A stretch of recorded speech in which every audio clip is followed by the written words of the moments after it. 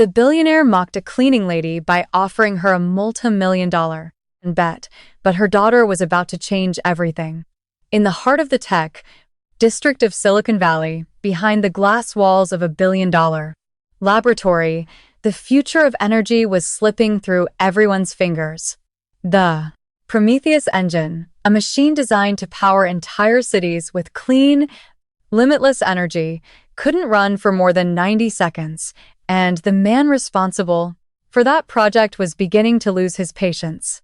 Alexander Castle, founder of Castle Industries, paced back and forth across the brilliant white floor of the lab.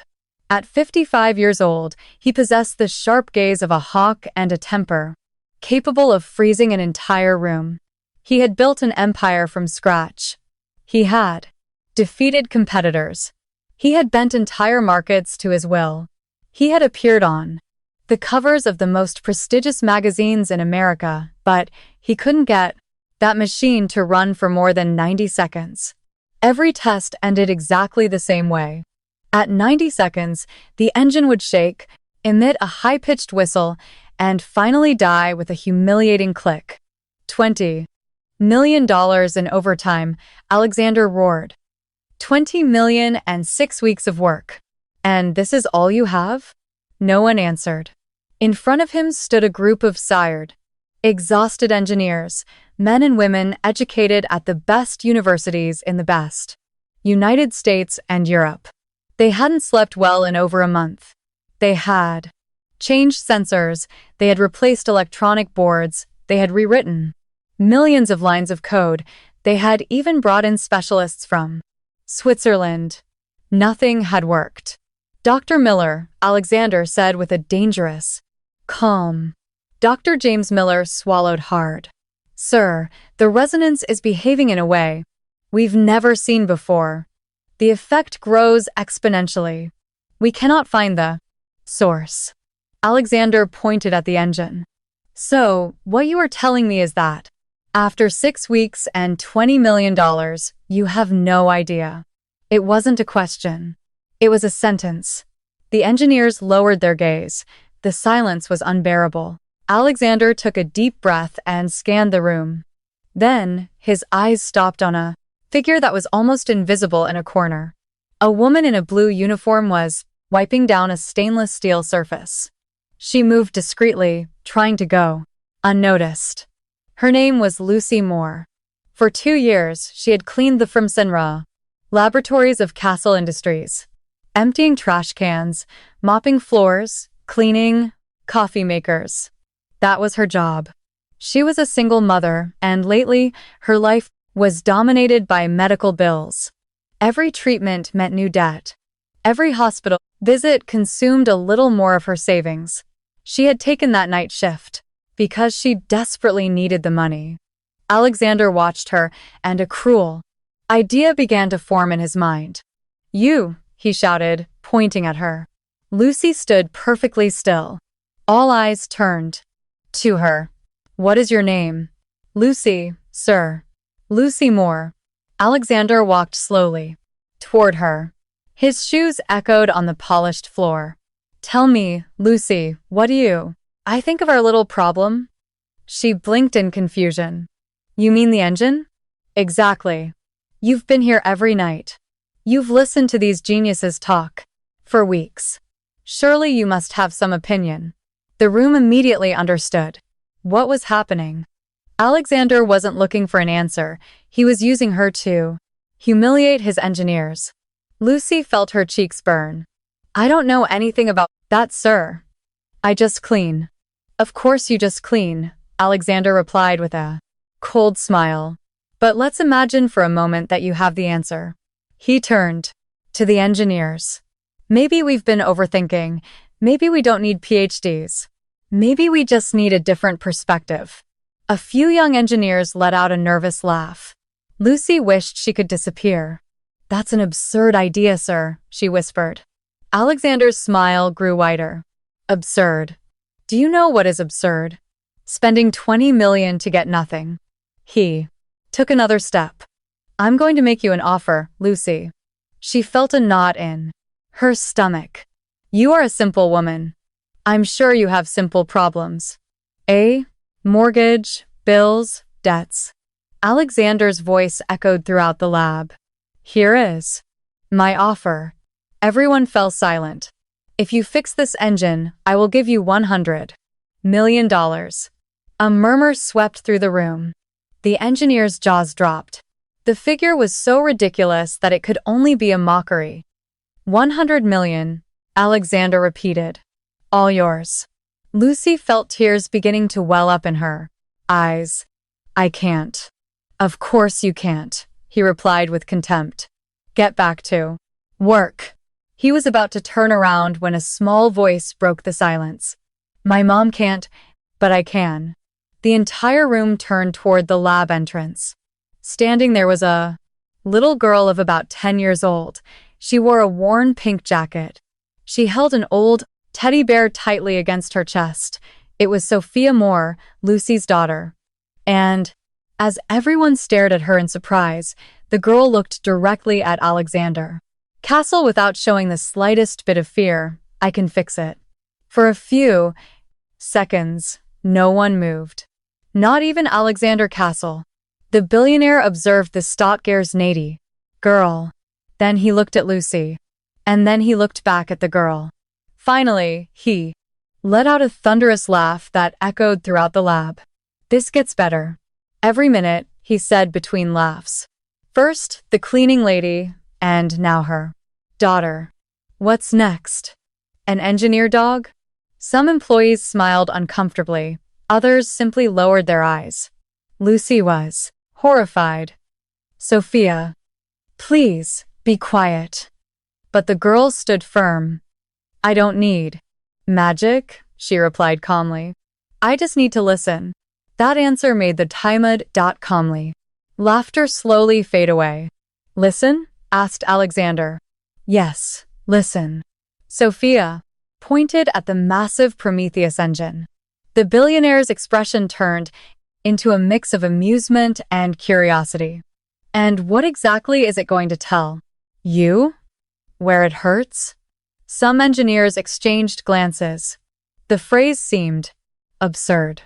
However, a woman who had remained silent throughout the discussion watched the girl with interest.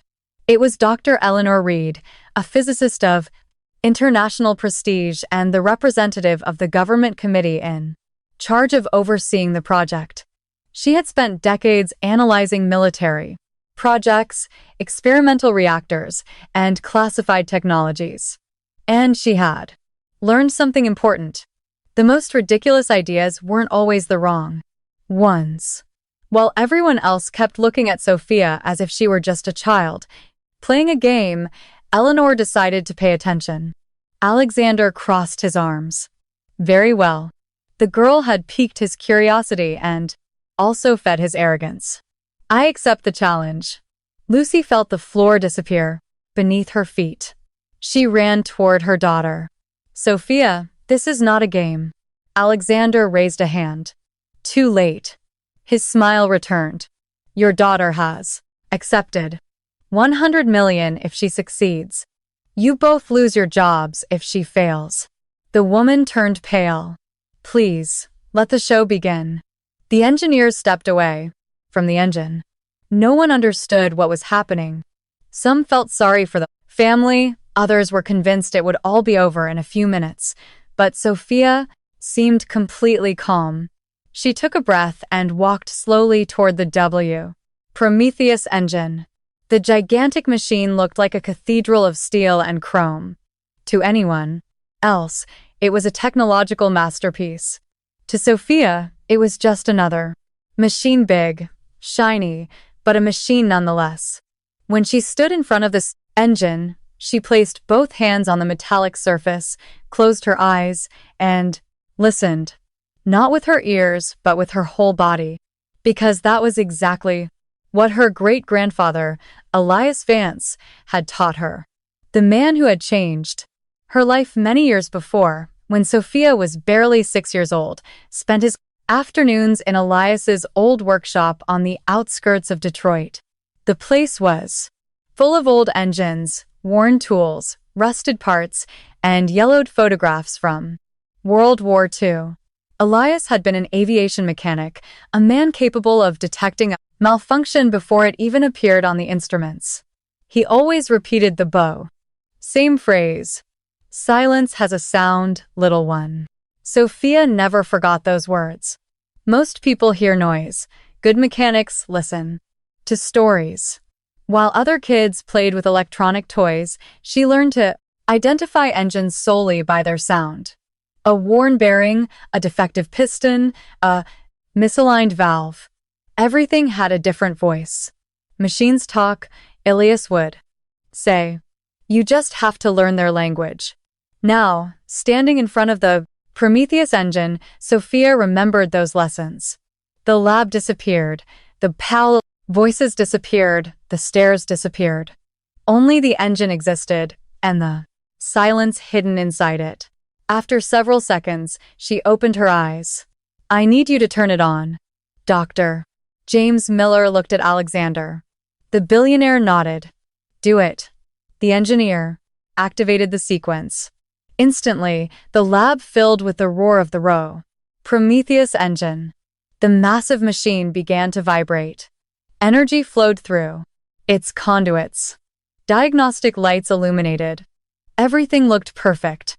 As always, the engineers knew this phase. The first seconds were always flawless.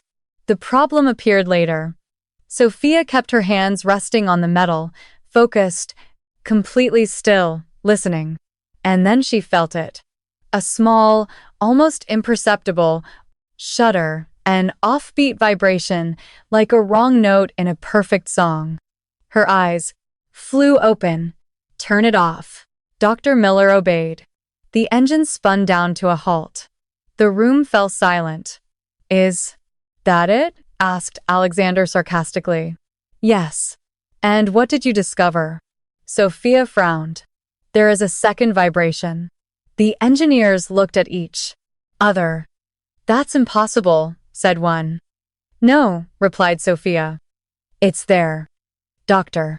Eleanor Reed stepped forward. Where did you feel it? The girl pointed to an area near the base of the engine. Down there, very deep. The physicist observed the machine. Interesting. Dr. Miller shook his head. Our sensors can detect microscopic variations. If there were another vibration, we would have to seen it.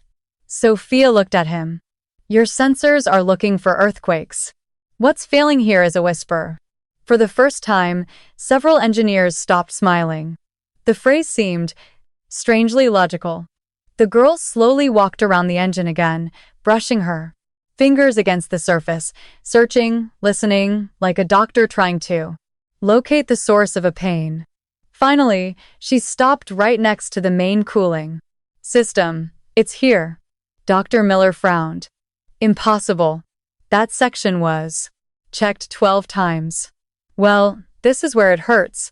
The answer left everyone in silence. Turn it on again, Sophia requested, but this time I need everyone to not speak. No one protested. Not even Alexander. For some reason, everyone. I wanted to know what would happen next. The engine roared to life again, and this time the entire lab maintained absolute silence. Sophia closed her eyes once more, listened, and then heard something that no one else could perceive.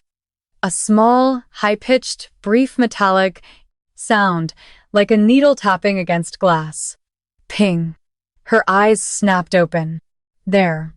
The whole room jumped. What is it? Asked Alexander. It did it. Again. Dr. Eleanor Reed quickly walked over to an acoustic analysis console. She stared at the screen, and a few seconds later, her expression changed. Wait. A minute. The engineers approached.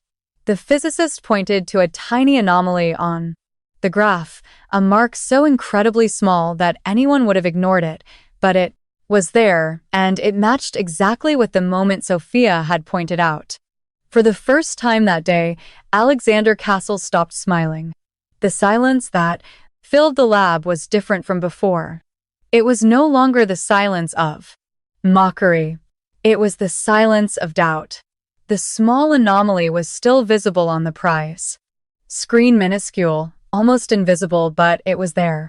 And Sophia had found it, purely by listening. Dr. James Miller leaned his face closer to the monitor. It can't be. He zoomed in on the graph. The tiny line remained exactly where the Ceneverly WW girl had indicated. It's an anomalous acoustic event, he muttered. Dr. Eleanor. Reed nodded slowly, and the system classified it as background noise. Several engineers began scrambling to check their own data. The more they analyzed the information, the more obvious it became. The signal existed. It had been there for weeks, and no one had seen it. Alexander stared at Sophia. For the first time, he stopped seeing her as a cleaning lady's daughter. For the first time, he saw her as an unknown and impossible variable. What does it mean? He asked. Sophia looked at the engine. Again. It means something is broken. We already know that, don't we? The girl shook her head. You know something is failing. I know where it's failing. The difference hit everyone like a slap in the face. Sophia walked around the mater machine. Her fingers traced the metal. Her face showed the exact same concentration she had seen hundreds of times in her great-grandfather's Thoses workshop. Finally, she stopped. It's not a design problem. The engineers exchanged glances. How can she know that? One asked. Because if it were a design problem, there would be many different sounds. There is only one. That means something is hurt, not that something was built wrong. Dr. Reed crossed her arms. She was getting more and more intrigued. Go on, Sophia pointed to an area near a cluster of silver cables. It's in there, deep inside. Dr. Miller immediately shook his head. Impossible. That cluster belongs to the main cooling system. It's a sealed unit, triple protection. We've checked that part more than any other. Then you checked it wrong. Several engineers slowly let out a breath. The confidence with which the little girl spoke was unnerving. I need to listen again. The engine was fired up once more. This time, Sophia didn't touch it. She simply stood perfectly still with her eyes closed, listening. The roar filled the lab, but she ignored the main noise. She was searching for the ghost hidden behind it. Then it appeared. Ping. Again, the exact same sound. Brief, sharp, painful. Sophia's eyes opened. I found it. Alexander took a step forward. What is it? The girl took a few seconds to answer. She remembered another conversation with her great-grandfather. A summer afternoon, an old tractor engine, and an invisible crack that no one could locate. Metals remember, Elias Vance had said. Every hit, every stress, every excess of heat. It all gets stored inside. Sophia returned to the present. There is a crack. The entire lab reacted. What? A crack? Dr. Miller almost laughed. That is absurd. All the parts were manufactured specifically for this project. Germany certified every single component. They were scanned, X-rayed, analyzed. There is no crack. Sophia looked up. Is the metal new? The question caught the engineer off guard. Yes. What kind? An exclusive alloy of tungsten and cobalt designed to withstand extreme temperatures. The girl nodded, as if that answer confirmed something she already suspected. That explains it. It explains what my Bersemlance great-grandfather used to say. When new materials appear, new diseases appear. No one answered. Sophia pointed at the exact same spot again. The crack is there. It's very small. Too small to see. But when the engine heats up, it starts to open up, and then it sings. The phrase sent a collective shiver through the room because that was exactly what the sound seemed to do. Sing. Alexander took another step. His voice no longer contained any sarcasm. Prove it. Those words changed everything. It was no longer a joke. It was now a real investigation. Sophia looked around the lab, searched through the tools, and then saw a forgotten object on a table. An old mechanical tool, an industrial stethoscope, probably used years ago for technical demonstrations. I need that. An assistant handed it to her. The contrast was bizarre. The most advanced technology on the planet, and a little girl holding a tool that looked like it, came from another century. Sophia placed the earpieces in her ears and stepped up to the engine. She pressed the metal bell against the casing. Turn it on. Dr. Miller obeyed. The roar filled the room again. The engineers started, watching the timer. 40 seconds. 50 seconds. 60 seconds. Sophia wasn't paying attention. Her whole world was focused on the sound coming through the round stethoscope. The massive heartbeat of the engine, and beneath it, the whisper. Tick, tick, tick. A tiny vibration. A microscopic fracture trembling under tiny vibration. Pressure. The girl slowly slid the stethoscope. Inch by inch. The sound grew louder, clearer. 70 seconds. 80 seconds. The engineers began to tense up. It was the critical point, the zone where the failure always occurred. Tick, tick, tick. Louder, faster. Sophia found the source and suddenly pulled the stethoscope away. Here, everyone jumped.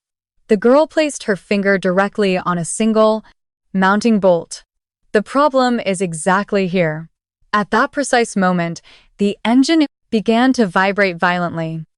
86 seconds. The roar died. As always, the Prometheus engine shut down. But this time, no one was looking at the timer. Everyone was staring at the spot Sophia had pointed to, because for the first time, they had a concrete answer, and that changed everything. Dr. Eleanor Reed approached slowly. Are you absolutely sure? Sophia nodded. Yes. The metal is tired. The crack started when they tightened that bolt too much. The alloy is very strong, but it's also brittle, like glass. The room stood frozen. Even Alexander seemed incapable of speaking, because this girl wasn't making a guess. She was describing a specific mechanical failure, and there was only one way to prove if it was true. Dr. Miller, Alexander finally ordered. His voice sounded dry, tense. I want you to disassemble that part. Right now. The entire lab stood perfectly still. Alexander Castle's order echoed off the glass walls. Disassemble that part, right now. No one argued. Not even Dr. James Miller. The engineer stared at Sophia for a few seconds. He still struggled to accept what was happening, but the data was there. The acoustic anomaly existed, and the girl had found it before any of them. He walked over to a high-precision tool cabinet and pulled out a professional torque wrench. Two engineers stepped up beside him. One held a fiber optic camera. The other prepared magnetic trays to store the components. Are you sure, sir? Miller asked one last time. Completely. If we dismantle this section, we will void the international certification of the core. Revalidation will cost millions. Alexander didn't even look away from Sophia. Do it. Miller nodded. He approached the massive engine, placed the tool on the 7th indicated bolt, and applied force. For a few seconds, nothing happened. The tension was absolute. Then, crack. The seal gave way. The sound echoed through the whole room. Several employees jumped. The engineer began to slowly unscrew the bolt.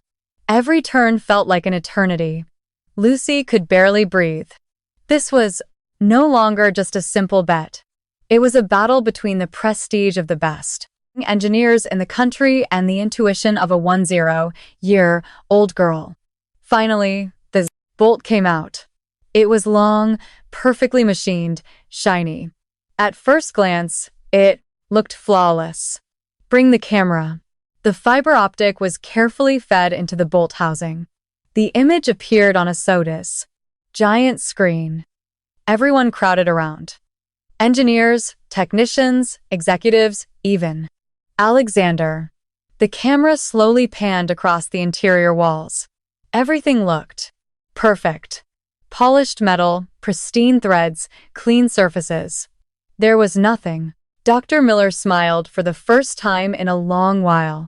There is no crack. Some engineers let out a breath of relief. The simplest explanation seemed to be confirmed. It was a coincidence, a lucky guess. Nothing more. Alexander started to regain some of his confidence. Perhaps it had all been a fluke. Perhaps the world still worked exactly the way he had always believed. But then, Dr. Eleanor Reed's voice shattered the moment. Wait. Everyone turned to her. The physicist was staring at the screen with extreme intensity. Lower. The camera. Further down, all the way to the bottom. The operator obeyed. The image descended slowly, and then a line appeared. So tiny it looked like a hair, a microscopic mark on the metal. Nothing more. That's not a crack, said one of the younger engineers. It's just a manufacturing mark. Several nodded. It seemed like a reasonable explanation. But Sophia shook her head. No. Everyone looked at her. A mark has edges. That goes inward. Dr. Reed narrowed her eyes. Zoom in. The image enlarged. The line began to take up a large portion of the screen, and the bigger it got, the stranger it looked.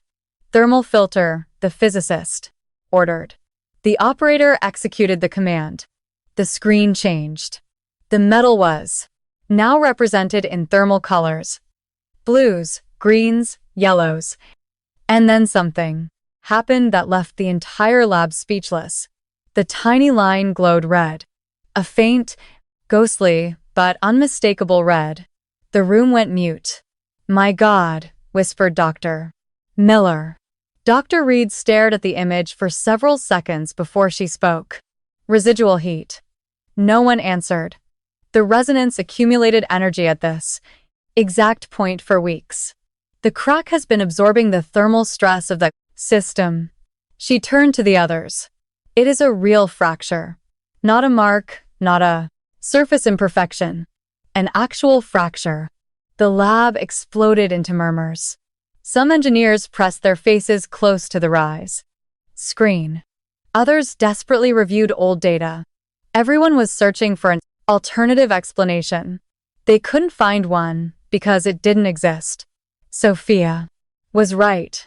The crack was there. Invisible to the sensors, invisible to the Dacian Sati diagnostics, invisible to the best experts on the project, but not invisible to her. Alexander stood motionless, staring at the screen and then looking down at the girl. For the first time in many years, he felt something he had almost forgotten, humility. Because that tiny crack hadn't just broken the engine.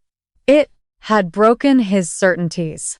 It had destroyed his conviction that money always bought the best answers. It had proven that talent can appear where no one expects to find it. And now, a new question occupied his mind. How do they fix it? Finally, he turned to Sophia. The whole room did the same. The highest paid engineers in America, the most prestigious physicist from the government committee, the most powerful billionaire of the project. All waiting for the answer of a child. Very well, said Alexander. His voice was barely a whisper.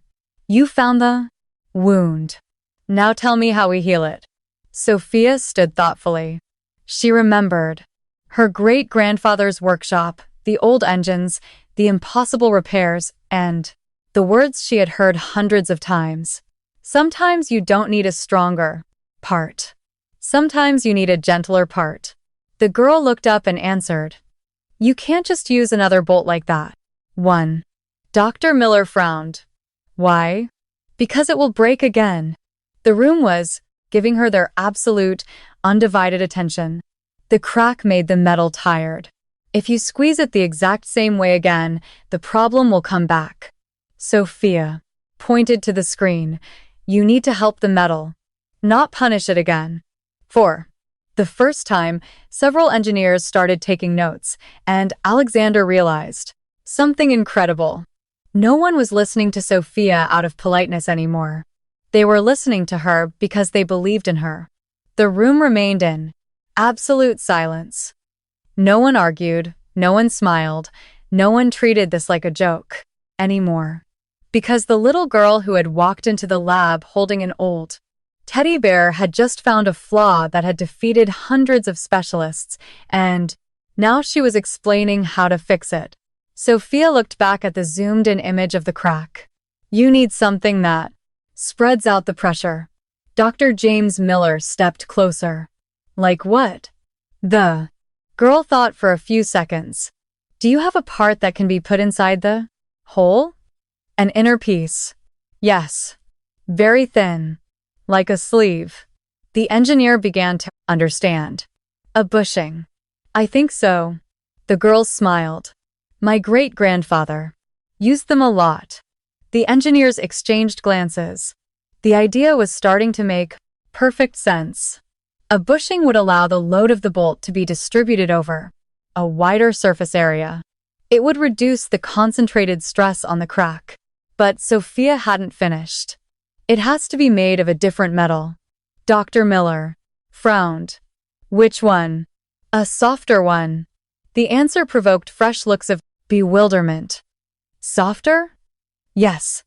Alexander watched closely. Go on. Sophia pointed at the screen again. All this happened because the metal is too stiff. It needs something that absorbs part of the vibration. Something that gives a little. Something that protects the crack. Dr. Miller crossed his arms. What material do you propose? Sophia scanned the shelves of the laboratory. Then she answered, copper. Several engineers widened their eyes. Some even let out a small gasp. Copper. The idea seemed absurd. Copper was soft, flexible, vastly different from the BNEDS. Ultra-resistant alloys used in the Prometheus engine. That goes against all our specifications, said one of the engineers. Exactly, replied Sophia. The absolute certainty with which she said it caught everyone off guard. The problem started by following the specifications. The phrase dropped like a stone. Dr. Eleanor Reed smiled for the first time. That answer was extraordinarily intelligent. Explain to us why copper, she asked. Sophia remembered another conversation with her great-grandfather. An old combine harvester, a cracked engine block, and an improvised repair that had worked for years. Very hard things aren't always the strongest. Sometimes they break because they don't know how to bend. The girl pointed to the screen. The copper will move a tiny bit. Just a tiny bit, but it will be enough. It will absorb the vibration and keep the crack quiet. Dr. Miller froze. His mind started racing. No longer as a man trying to prove a child wrong, but as an RG engineer trying to verify a brilliant idea. Mechanical dampening, muttered. Another engineer. He nodded. Load distribution. Reduction of secondary resonance, added a third. Dr. Reed watched Sophia with genuine admiration. She is describing advanced principles of structural engineering, and she's doing it without knowing the technical terms. The room fell silent once again because everyone realized something. The girl wasn't guessing. She understood the problem. Maybe in a different way, maybe without equations, maybe without PhDs, but she understood it. Alexander took a deep breath. All his life, he had sought out the best universities, the best experts, the best resumes. And now, a little girl was teaching all of them something new. Manufacture the copper sleeve. No one protested. Gentlemen, you heard her. I want a copper sleeve exactly as she described it. Right now. The engineers practically ran out of the room. For the first time in weeks, they had hope. Real hope. Not based on simulations, or reports, or promises. A hope built on results. Meanwhile, Alexander walked slowly toward Lucy. The woman was still shaking. This all felt like an impossible dream. Mrs. Moore. Lucy looked up. The arrogance had completely vanished from the billionaire's face. Your daughter possesses an extraordinary talent. She could barely answer. She was always special. Alexander watched Sophia. The girl was chatting calmly with Dr. Reed about old engines and workshop tools, as if nothing extraordinary were happening. As if she hadn't just changed the destiny of a multi-billion-dollar project. As if there weren't $100 million on the line. And for the first time in many years, Alexander Castle felt something unexpected: respect. A deep, genuine respect. Because that little girl had accomplished in an hour what hundreds of experts hadn't managed to do in 6 weeks. But there was still the final test. The real test. The only one that mattered. Install the repair, fire up the Prometheus engine, and see if it actually worked. An hour later, the engineers returned from the fabrication shop. In a velvet-lined box rested 2 new parts, a custom-machined bolt and a shiny, polished copper sleeve. The entire room gathered around the engine. No one wanted to miss what was about to happen, because everyone knew that the next ignition could change everything. And if Sophia was right once again, the history of that laboratory would never be the same. The whole lab fell absolutely silent. The new bolt and the copper sleeve rested on a table illuminated by inspection lights. They seemed like insignificant, small, simple, almost ridiculous pieces. And yet, the future of a $2 billion project depended on them. Dr. James Miller picked up the pieces with extreme care. For the first time in weeks, he didn't feel exhausted. He felt excited. The engineers surrounded the Prometheus engine. No one spoke. Every movement felt like part of a ceremony. The copper sleeve was carefully placed inside the damaged housing. Then they installed the new bolt, following Sophia's exact instructions. They didn't use the maximum torque specified by the Krakenet manufacturer. They used a lower, more balanced, gentler pressure. When they finished, the lab went still once more. That was it. No more theories, no more hypotheses. Only the truth. And the truth was about to be revealed. The massive digital timer was still visible on the wall. Everyone stared at it. 90 seconds. That number had become a curse, an impossible barrier, an enemy. The line that separated failure from success. Dr. Miller stood in front of the main panel. His hand was trembling slightly. He looked at Alexander. Alexander looked at Sophia. The girl smiled and nodded. A small gesture, but full of confidence. "Begin the test," ordered Alexander. The engineer pushed the button. Instantly, the Prometheus engine woke up. The roar filled the room, but something was different. Everyone could feel it. The sound seemed cleaner, more stable, calmer. Sophia closed her eyes, listened, and smiled. The hidden vibration was gone. 10 seconds. Everyone watched the monitors. The graphs were perfect. 20 seconds. The temperature remained stable. 30 seconds. Efficiency was climbing. 40 seconds. The engineers started exchanging hopeful glances. 50 seconds. No one dared to speak. 60 seconds. The tension was unbearable. Dr. Miller clenched his fists. Dr. Eleanor Reed watched every piece of data appearing on the screens.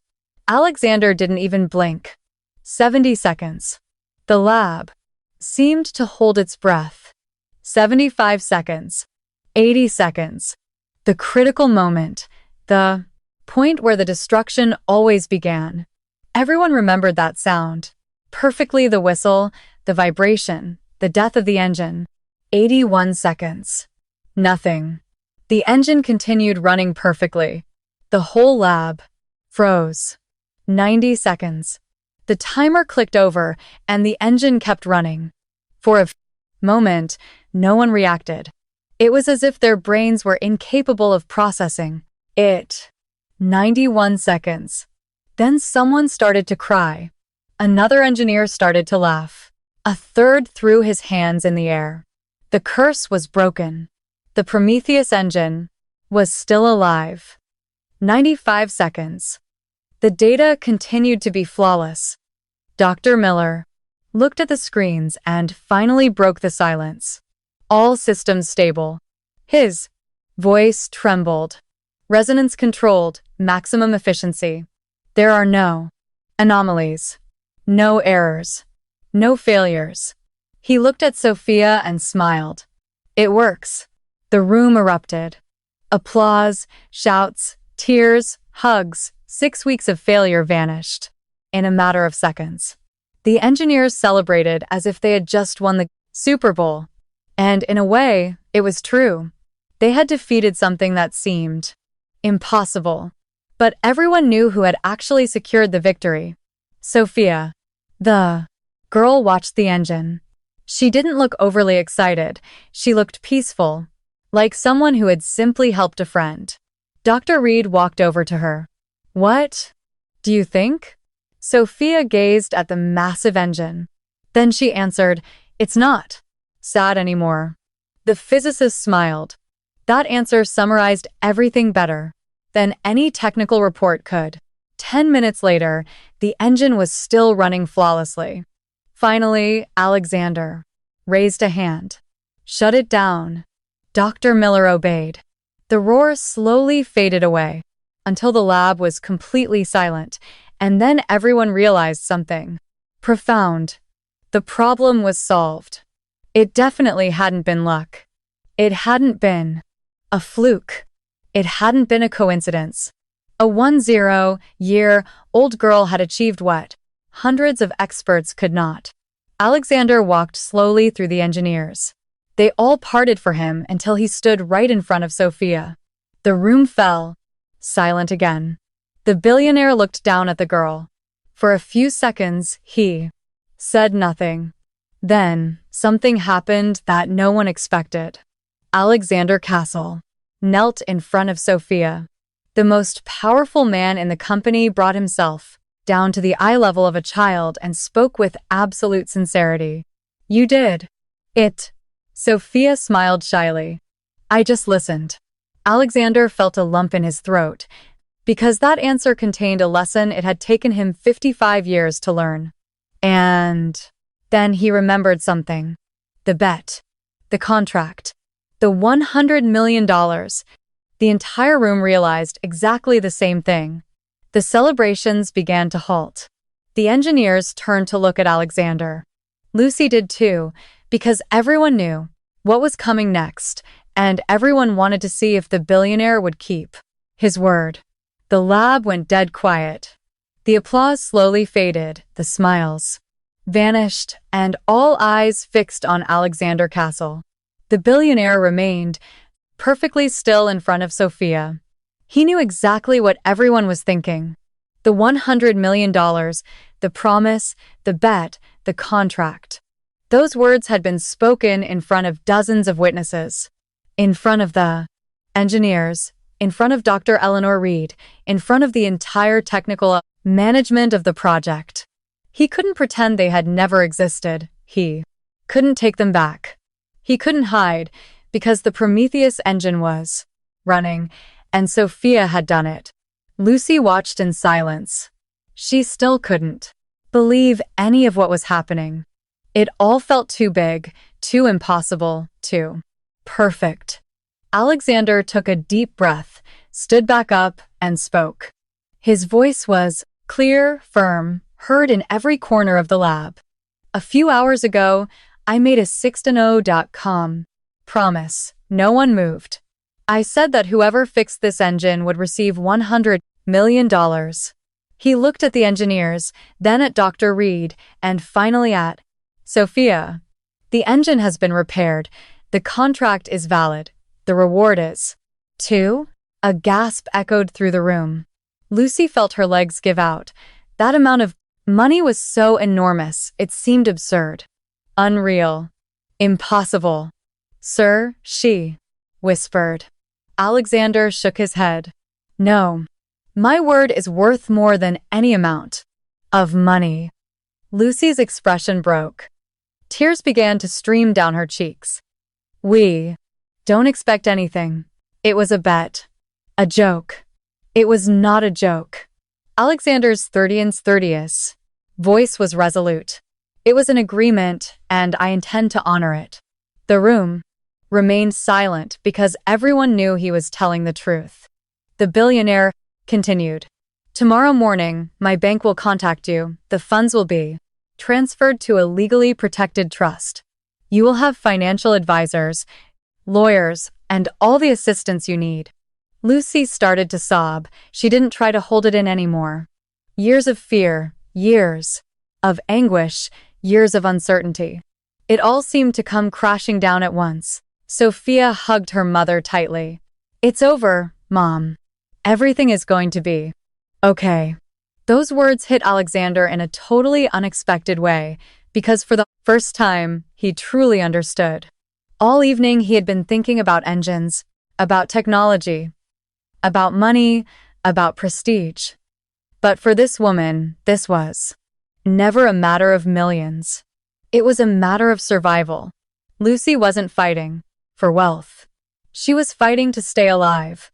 Alexander remembered the tears he had seen earlier, the fear, the exhaustion, the dark circles under her eyes. Then it clicked. Your medical treatments. Lucy looked up, startled. What? I know. The woman looked down. It's been a hard few years. For the first time, Alexander felt shame. A deep, burning shame. Because hours ago, he had used that reality to mock her. He had turned her suffering into a spectacle, and now he understood the magnitude of his mistake. He looked at Dr. Eleanor Reed. I want you to be a witness to this as well. The physicist nodded. Alexander looked back at Lucy. The 100 million belongs to Sophia. It is the result of her talent. But your medical situation is a different matter. The woman didn't understand. What do you mean? Alexander answered without hesitation. Starting today, all your treatments will be covered by Castle Industries. The room stood frozen. Lucy blinked. What? The best hospitals, the best specialists, the best treatments available anywhere in the world. Everything will be completely covered. The woman began to cry even harder. Sir. Furthermore, Alexander paused. All your medical debt will disappear. The company will pay off every single outstanding bill. This very week. Lucy couldn't answer. Words simply ceased to exist for her. Because after years of fighting alone, after years of fearing every single bill in the mail, after years of wondering if she would get to see her daughter grow up, for the first time she felt hope. Real hope. Sophia hugged her fiercely. I told you, Mom. Now, you can get better. That sentence pierced Alexander like an arrow, because it was the first time he saw the situation through the eyes of a child. She didn't see millions. She didn't see contracts. She didn't see business. She just saw her mother, and she wanted her to keep living. Alexander looked down and realized that he had spent most of his life surrounded by people without ever truly seeing them.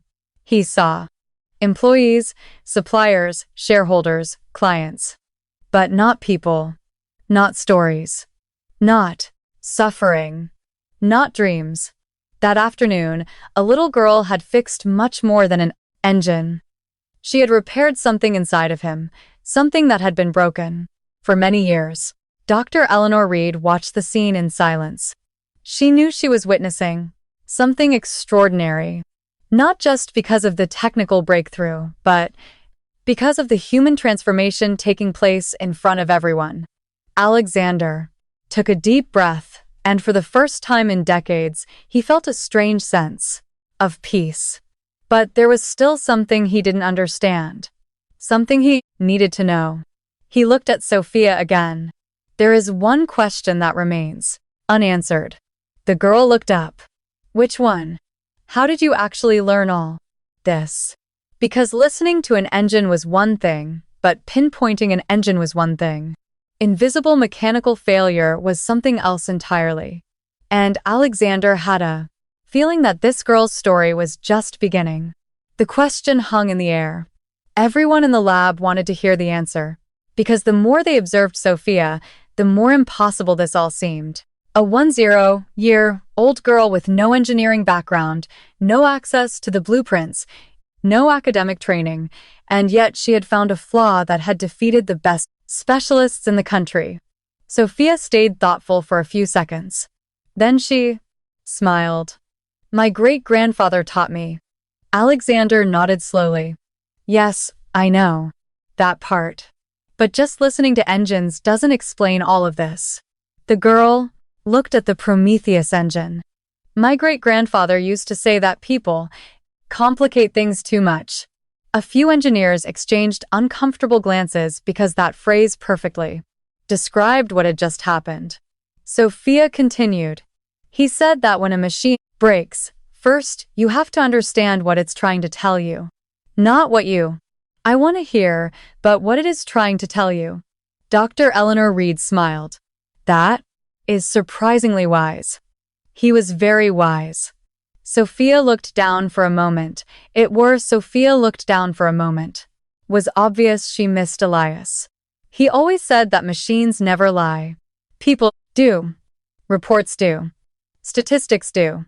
But machines don't. Alexander felt a chill run down his spine because that phrase perfectly described his own life. For years, he had lived surrounded by reports, projections, presentations, advice, opinions. But very rarely had he stopped to listen to reality. The girl went on. When the engine shut down, everyone looked at the screens. No. One looked at the engine. The room fell silent. No one could argue with that, because it was completely true. For 6 weeks, they had analyzed millions of data points, but no one had placed a hand on the metal. No one had tried to listen. No one had tried to feel. Dr. Reed looked at Sophia with admiration. Your great-grandfather was an extraordinary man. Sophia smiled. Yes, he was. Alexander remained deep in thought, and then something caught his attention. The last name. Vance. For some reason, that name sounded familiar. Very familiar. Too familiar. He frowned, trying to remember. And suddenly, an image flashed in his mind. An old photograph. A story he had heard countless times when he was a diverse boy. A story his grandfather used to repeat constantly. Alexander looked up. What was your great-grandfather's exact name? Alias. Vance. The billionaire froze entirely. The room vanished. The sounds vanished. Everything vanished, because he had just heard a name he had known for decades. Elias Vance. Sophia nodded. Yes. Why? Alexander didn't answer immediately. His heart started beating faster. Did he serve in the Air Force during World War? Now it was Sophia's turn to be surprised. Yes. How did you know?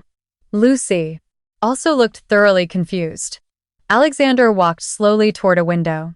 He stared out at the city of Seattle, illuminated by the night lights, and for a few seconds, he looked like a completely different man. Older, more vulnerable, more human. Finally, he spoke. Because my grandfather talked about him his entire life. The room was paralyzed. No one understood. Alexander turned back around. My grandfather was a pilot. Captain Richard Castle. He flew a bomber during the Pyrenees 5 war. On a mission over Germany, his plane was hit. 2 engines were destroyed. The third one caught fire. The plane was doomed. The crew was preparing to bail out. The story was as familiar to Alexander as his own name. He had heard it hundreds of times, but he had never imagined he would end up telling it here. Then a mechanic appeared. A young sergeant. A man who refused to give up. Alexander's voice grew softer. He climbed out onto the wing of the plane while they were under enemy fire. With just a toolbox and a fire extinguisher. Nothing else. The people in the room listened, utterly fascinated. He managed to put out the people. Fire. He managed to repair one of the engines.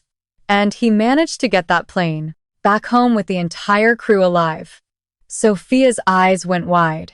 She knew that story. She had heard it many times, but from the other point of view. That mechanic was. Alexander nodded slowly. Elias Vance. Lucy brought a hand to her mouth. The revelation was impossible, unbelievable, almost magical. My grandfather spent years trying to find him, Alexander continued. He wanted to thank him for saving his life. He wanted to share with him a part of everything he built after the war, but he could never track him down. The silence was absolute.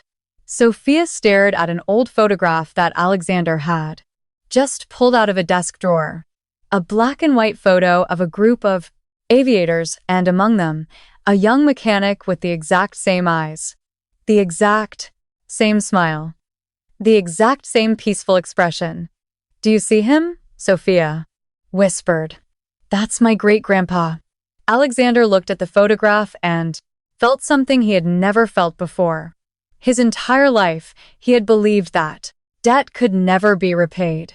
And now, he was sitting right across from the great-granddaughter of the man who had saved his family. The exact same little girl who had just saved his own. Because the Prometheus engine wasn't just a machine. It was the most important project of his entire company, the future of Castle Industries. And Sophia had rescued it when no one else could. The story felt impossible, and yet it was unequivocally real. Alexander looked up, met Sophia's eyes, and realized something. The $100 million no longer felt like a reward. It felt like merely the first down payment on a much older debt. A debt that had begun several generations ago and had just circled back to finally be settled. For several minutes, no one spoke. The photograph sat on the table, a silent bridge between two families separated by generations. Lucy kept staring at the image. She had never known that her grandfather was considered a hero by someone so important. To her, he had always just been Grandpa Elias, the man who fixed engines, the man who smelled of coffee and motor oil, the man who taught Sophia how to listen. Alexander slowly sat back down. For the first time all day, he looked tired. Not physically exhausted, but emotionally spent. As if in the span of a few hours he had experienced more shifts in his worldview than he had in several years. He looked at Sophia. "My grandfather always used to say something." The girl watched him attentively. What did he say? That there were people capable of changing a life in a single day, and that they almost never received the recognition they deserved. Alexander smiled faintly. "Now I understand exactly what he meant." Sophia looked down shyly. She never felt special. She never sought attention. She had only tried to help, just like her great-grandfather had taught her. Dr. Eleanor Reed watched the scene quietly. She had attended presidential briefings, secret projects, decisions capable of shifting entire industries. But rarely had she witnessed something so profoundly human, something so unexpected. Alexander looked at the photograph one more time, and then he made a decision. A decision that would change the future of Castle Industries, and also the future of thousands of people. "I am going to create a new division within the company." The people in the room looked up. "A new division?" asked Dr. Miller. Alexander nodded. "Yes. a division dedicated to finding talent where no one else looks. The room stayed completely silent. For years, I have made the same mistake. I believed that intelligence only lived in specific places. Universities, laboratories, corner offices. But today, a little girl has proven me wrong. He looked directly at Sophia. Talent can appear anywhere, and when it does, it is our obligation to recognize it. Dr. Reed smiled. This was probably the best possible conclusion to everything that had happened. Alexander went on. The new division will be named after Elias Vance. Lucy's eyes widened in shock. Sophia's did too. It will be the Elias Vance Department of Intuitive Diagnostics. The engineers started exchanging looks. The idea was revolutionary and also deeply symbolic. Its function will be to identify different ways of solving problems, new perspectives, new talents, new ways of thinking. Because today we have learned that the best breakthroughs don't always come from the expected places. Alexander turned toward Lucy. And I would like you to run that division. The woman froze solid. Me? Yes. Lucy almost laughed out of pure nerves. Sir, I have spent the last few years cleaning laboratories, not running them. Exactly, replied Alexander. You know how to recognize hard work, humility, perseverance. And furthermore, he looked at Sophia, you are the one who raised Franz. Her. You are the one who allowed her talent to grow. That has an enormous value.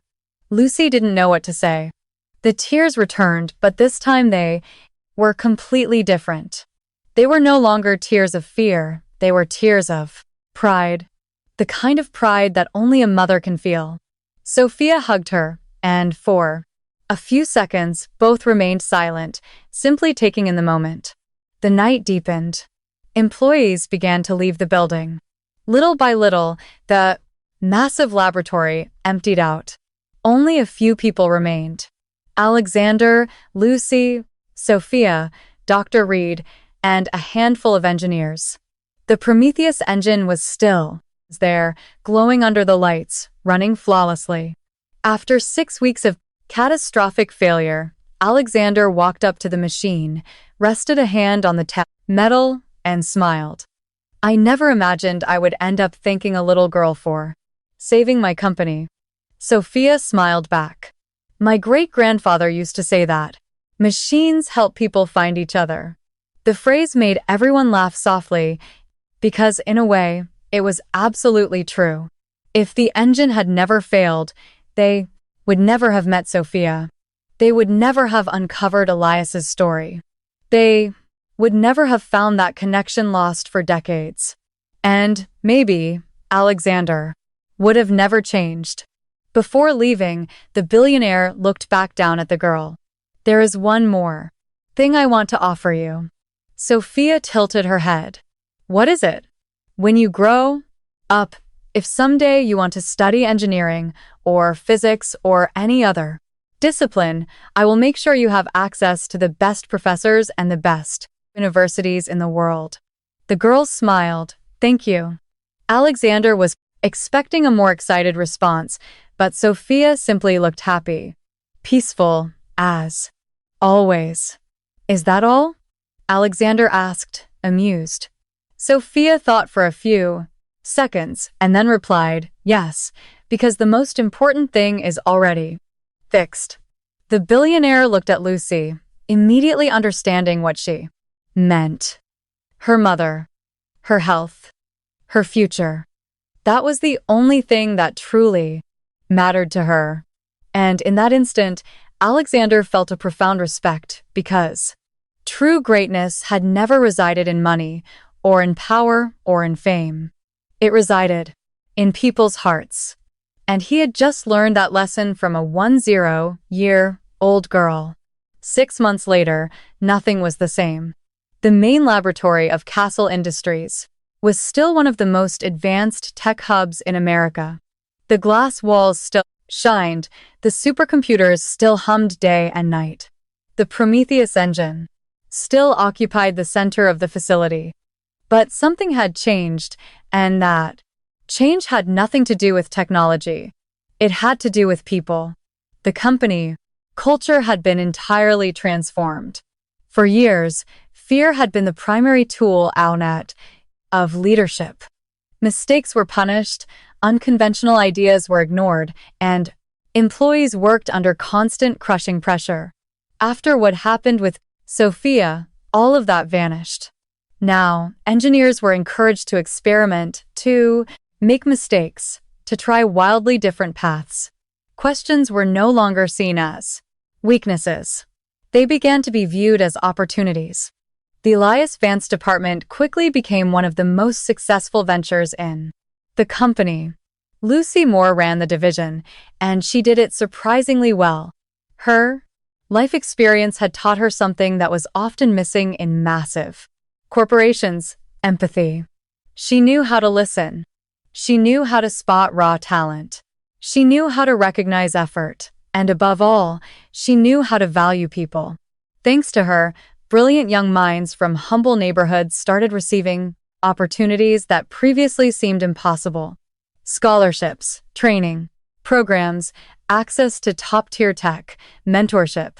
It was all born from a single, simple idea: talent does not belong to a social class, or an Ivy League school, or a bank account. Talent can be found anywhere, even behind a broom, even in a little girl waiting for her mother to finish her shift. Sophia continued to grow. She kept going to school, she kept carrying around her old teddy bear, and she kept spending entire afternoons surrounded by engines. The difference was that she now had access to the most advanced laboratories on the planet. The lead engineers would come to her when they faced particularly nasty problems. At first, it felt bizarre, but it quickly became the new normal because Sophia possessed an extraordinary gift. She saw what others overlooked. She heard what others ignored. And she understood things that supercomputers couldn't explain. The $100 million remained safely locked away in a trust. The girl barely ever thought about the money. To her, it was still an abstract, unreal concept. What she truly enjoyed was learning, exploring, discovering, and continuing to listen to machines. Lucy changed as well. The medical treatments were working. Her health improved, month by month. The permanent shadow of worry had disappeared from her face. For the first time in many years, she could think about the future without a knot of terror in her stomach. And every time she looked at her daughter, she felt the exact same emotion: pride. An immense, profound pride, impossible to fully describe. Alexander Castle had also changed, perhaps more than anyone else. He was still brilliant. He was still demanding. He was still leading one of the most powerful corporations in the world. But he was no longer the same man. He had learned something that no business deal had ever taught him. Intelligence doesn't always speak the loudest, wisdom doesn't always wear a tailored suit, and the most important answers sometimes arrive from the most unexpected places. One afternoon, as the sun began to set over Silicon Valley, Alexander found Sophia sitting in front of the Prometheus engine. The machine was running, quietly, perfectly stable, exactly as it had been designed to do. The billionaire sat down next to her. For a few seconds, neither of them spoke. They simply watched the engine. Finally, Alexander broke the silence. "What are you thinking about?" Sophia smiled without taking her eyes off the machine. "It's happy." Alexander let out a soft chuckle. "The engine?" "Yes." "And how do you know that?" The girl placed a hand flat against the metal, exactly as she had done on that very first day. "Because it's doing what it was born to do." Alexander sat in silence, watching the machine, watching the girl, and watching the city skyline through the massive windows. He thought about his grandfather.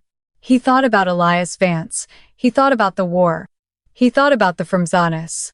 Decades that had passed, and he thought about how two families, separated by generations, had ended up finding each other thanks to a tiny, invisible crack. And then he finally understood.